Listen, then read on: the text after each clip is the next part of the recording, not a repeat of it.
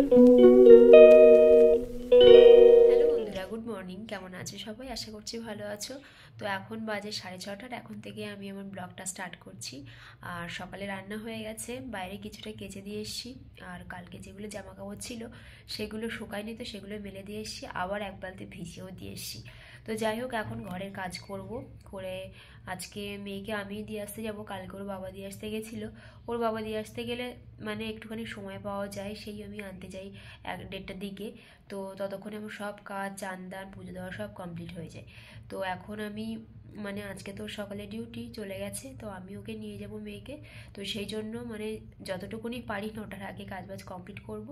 তো যদি কিছু না হয় মানে সেগুলো আবার বাড়ি এসে। তো যাই হোক, চলো দেখতে থাকো, আশা করছি পুরো ব্লগটা ভালো লাগবে। তো দেখো, আমি গেছিলাম জলের ড্রাম দিয়ে আসতে, তো সেটা দিয়ে এখন ঘরে ঢুকছি। তো তো দেখো, সকালে ওই ভাত করেছিলাম প্রেশারে, তো ওই জন্য মানে প্রেশার থেকে ছিটকে ফ্যানগুলো সব বেরিয়েছে। তো একটু জল বেশি হয়ে গেছিলো, তো ওই জন্য এরকম অবস্থা গ্যাসের আর কি। তো চাটা খেয়ে তারপরে এইসব কাজগুলো করবো।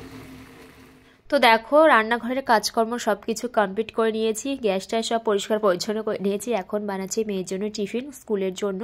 তো যাই হোক, তারপরে এখন হচ্ছে বিকেল। তো বিকেলে এখন আমি রান্নাঘরে এসে দেখো বানাচ্ছি, মানে এই কাপে মেপে মেপে চিনিটা নিচ্ছি। দেখো পড়েও গেল।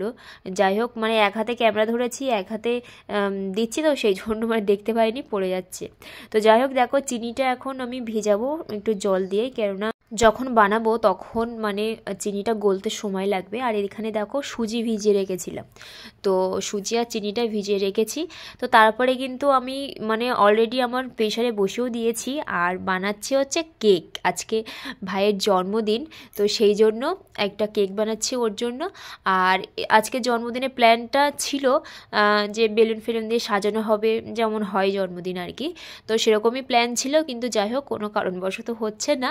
তো সেই জন্য আমি এদিকে কেক বানাচ্ছি, আর মা ওর জন্য পায়েস বানাচ্ছে। তো আমি যেহেতু কেকটা বানাতে পারি, তাই জন্য যখনই মেয়ের জন্মদিন আসে বা ভাইয়ের জন্মদিন আসে আমি একটা করে কেক বানানোর চেষ্টা করি আর কি। তো যাই হোক, দেখো কেকটা কিন্তু আমার অলরেডি অনেকটাই হয়ে গেছে। তো আমি এখন এইটা দিয়ে দেখছি ভেতরে যে ভেতরটা কাঁচা আছে কিনা। ও মানে সাইডগুলো শক্ত হয়ে গেছে, কিন্তু মাঝখানটা একটু নরম নরম মতো লাগছে। তো তলার দিকটা এখনও কাঁচা আছে, তো সেই জন্য দেখো এই যে এটাতে লেগেও যাচ্ছে। তো যাই হোক, কেকটা আমি পুরোটা কমপ্লিট হয়ে গেছে মানে বানানো। তো দেখো নামিয়ে নিলাম প্রেশার থেকে। আর কেকটা বানানোর সময় একটা সমস্যা হচ্ছিল, যে আমি যে পাত্রটা কেক বানিয়েছি সেই পাত্রটা ছোট হয়ে গেছে, আর ব্যাটারটা অনেকটা হয়ে গেছে।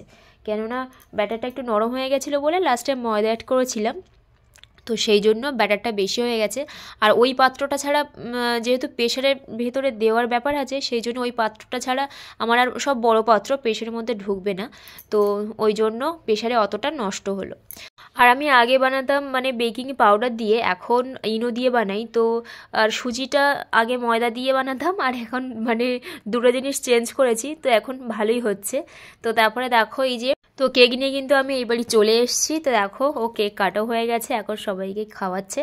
আর বোন ভাবছে যে আমাকে কেন দিচ্ছে না, তো ওকে দিল। আর এরা দুজন প্রচণ্ড এর পেছনে ওর পেছনে লাগে, কেননা বলছে, ভাই বলছে যে তুই আমার জন্য গিফট আনিসনি কেন, তুই কেক খাচ্ছিস। তো এগুলোই মজা। তো যাই হোক, দেখো তারপরে আমি বাড়ি চলে এসেছি। আর এসে দেখো এই যে রান্না বসিয়ে দিয়েছি।